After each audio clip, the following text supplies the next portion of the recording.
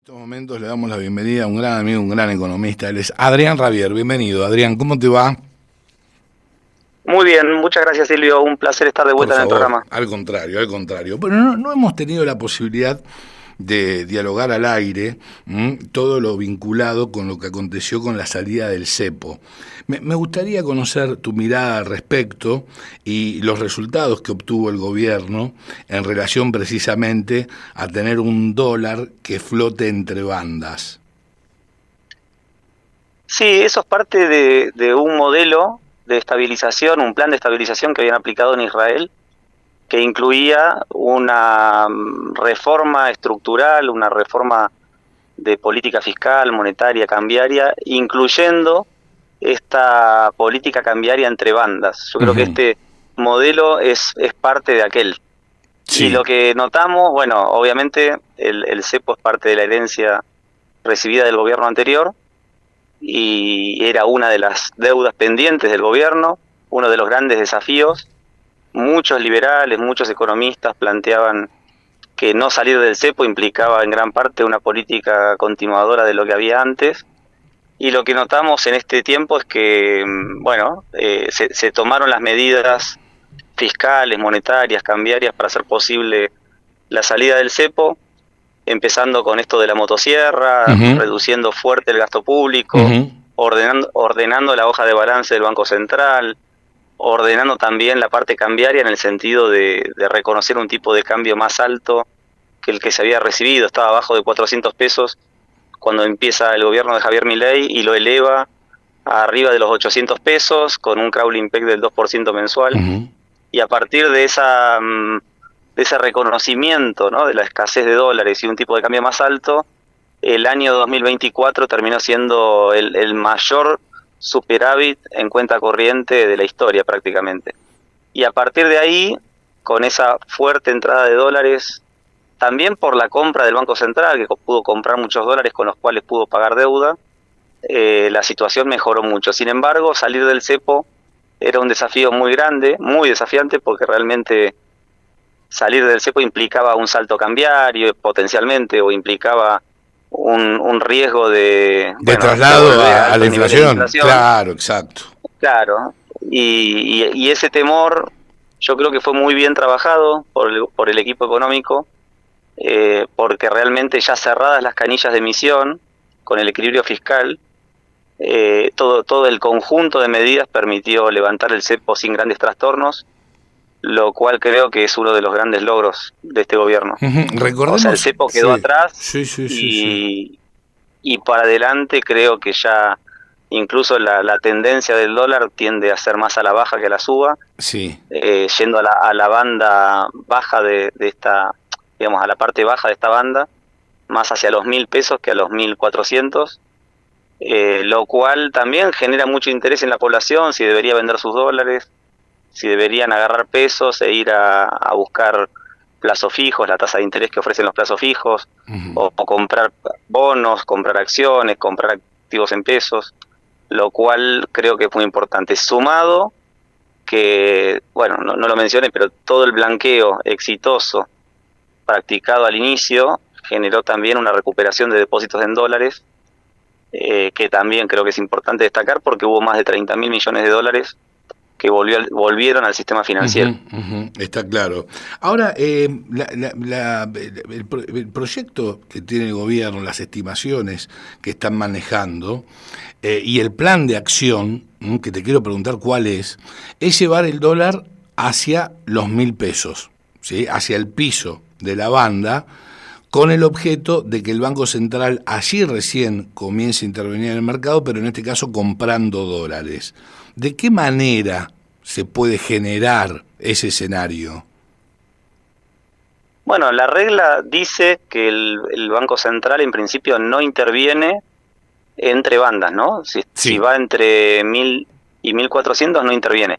Cuando toca la banda inferior, si tocara la banda inferior para que no siga bajando, el gobierno, eso le permitiría al gobierno comprar dólares, y al comprarlos sostendría el tipo de cambio para que no siga bajando. Eso Ujú. también le permitiría acumular reservas, y esa acumulación de reservas permitiría cumplir con las metas con el fondo, permitiría cumplir el pago de intereses de deuda, de la deuda acumulada, y eso le daría mayor consistencia al plan. Sí.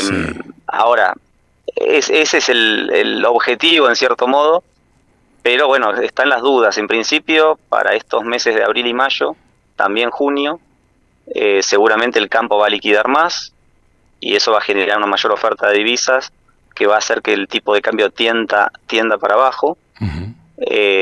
Pero las dudas que quedan son de julio en adelante, si realmente la situación va a persistir.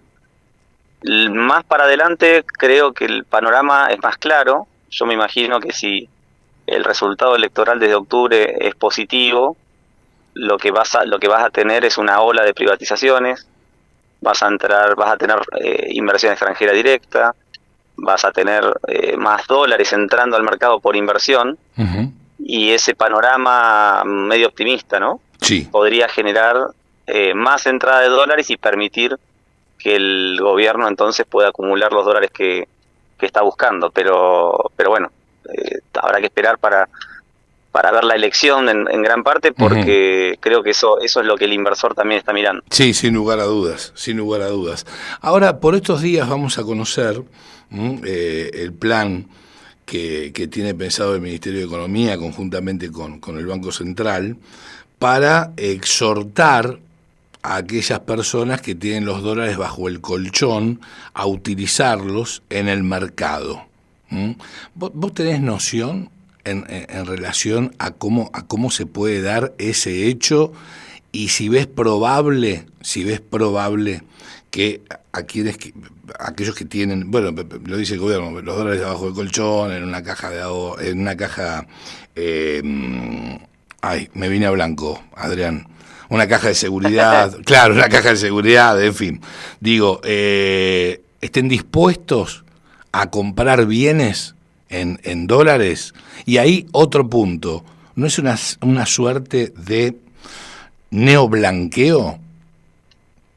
Sí, es una segunda fase, digamos, del blanqueo. En definitiva, lo que busca el gobierno es que la gente saque los dólares de la caja de seguridad, de la caja fuerte, o que los traiga del exterior y que los ponga en circulación, que los traslade al sistema financiero, que compre bienes, lo mismo que había ocurrido ya con esos más de 30.000 millones de dólares en las distintas etapas del blanqueo formal. Uh-huh. Esto es un paso más en el mismo sentido, porque todavía hay dólares que están atesorados y sería fundamental que vuelvan a circular. Creo que la intención es clara.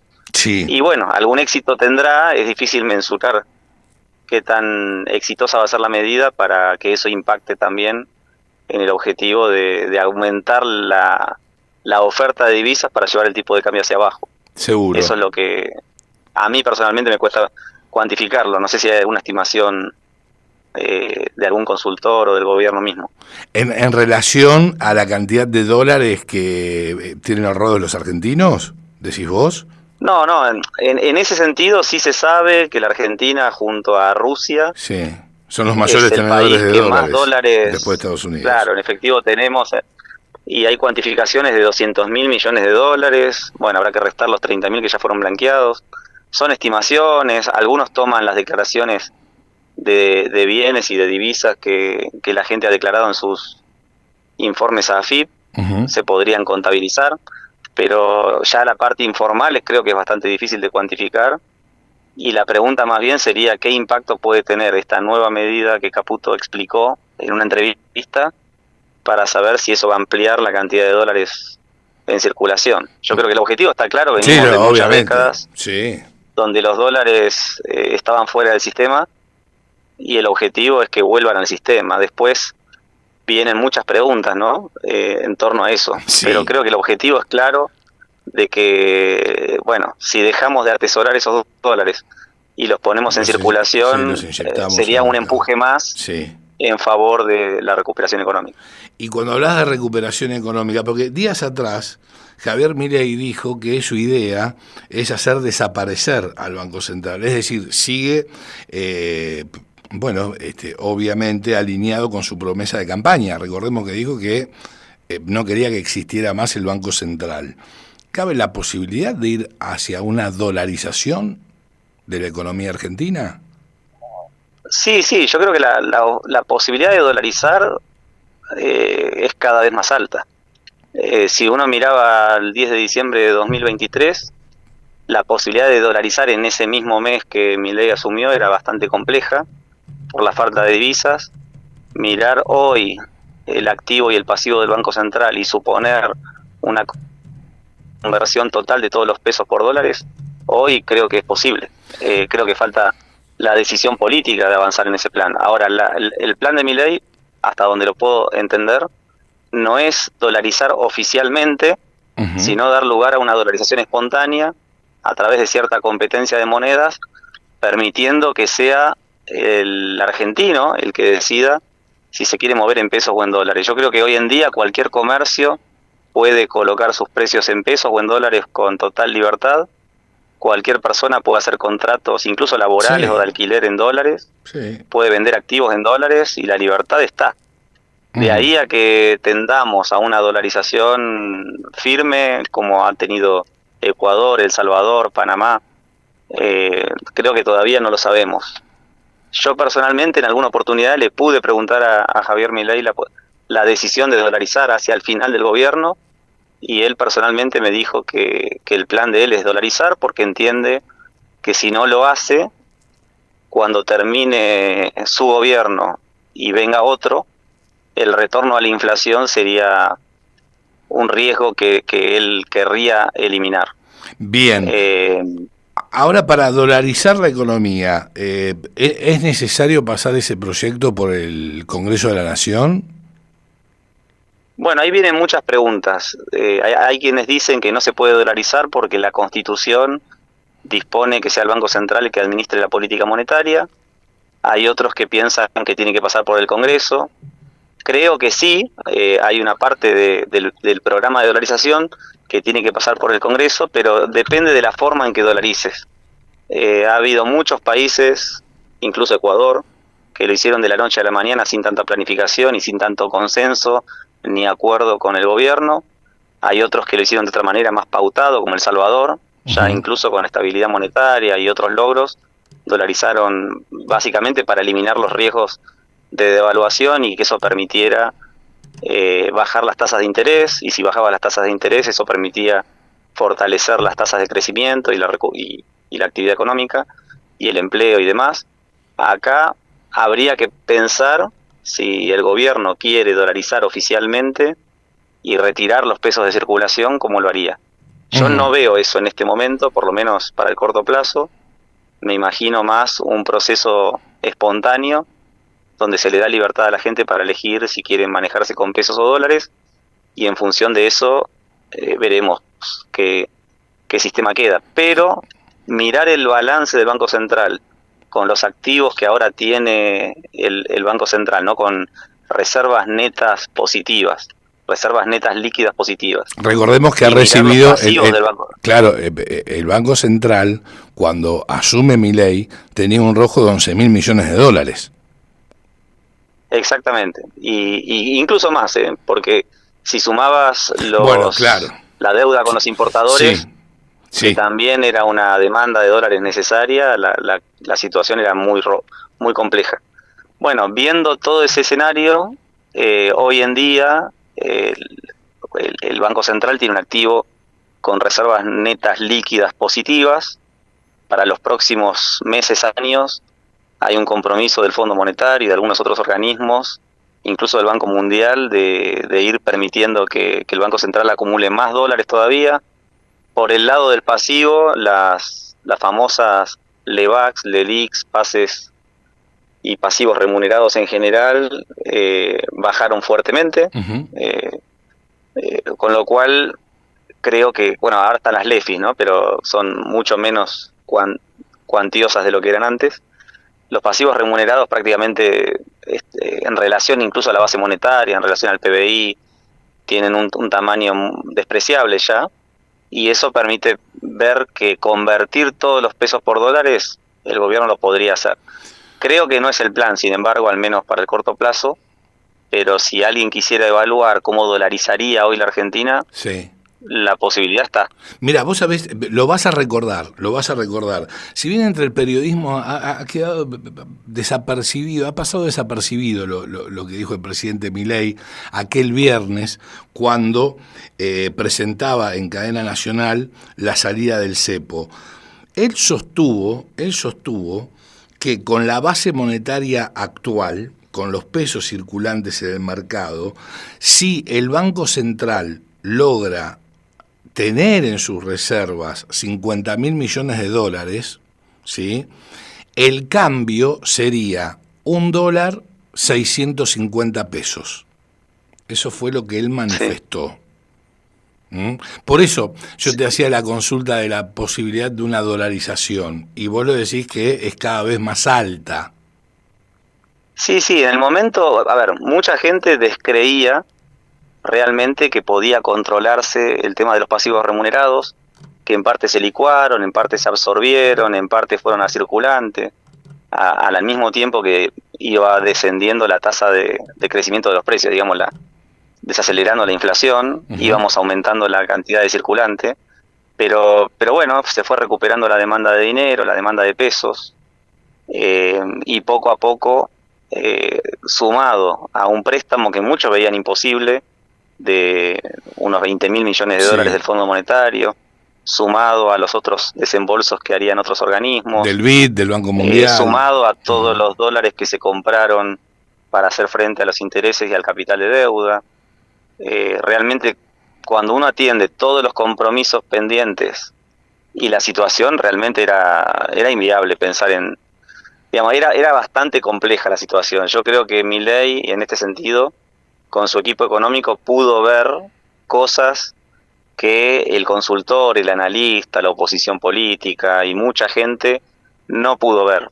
Creo que el plan estuvo muy bien articulado, a veces con algo de incertidumbre, porque realmente había sorpresas lógicas en medio de tanto lío, digamos, financiero, pero bueno, había mucha fe de que se podía hacer, había preguntas que no tenían respuesta, porque el mismo Fondo Monetario no terminaba de confirmar qué tamaño de contribución iba a dar a digamos, qué tamaño de desembolso iba a dar y en qué momento, con lo cual tampoco había respuestas ciertas, y sin embargo el equipo trabajó muy bien, mostró al Fondo Monetario que se podían hacer cosas que ellos consideraban imposibles. Como bajar el gasto e ir al equilibrio fiscal de la manera que se hizo. Superávit, disminución de la inflación. Exacto. Claro, por supuesto. Y creo que sobre la base de ese shock fiscal, sumado a la solución del problema cambiario, sumado al ordenamiento de la hoja de balance del Banco Central, finalmente se llegó a una solución integral que ahora muestra un equilibrio macroeconómico integral para adelante, obviamente con alguna pregunta, porque los niveles de deuda en Argentina son elevados, pero creo que todos los desequilibrios son manejables y por eso el riesgo país volvió a bajar.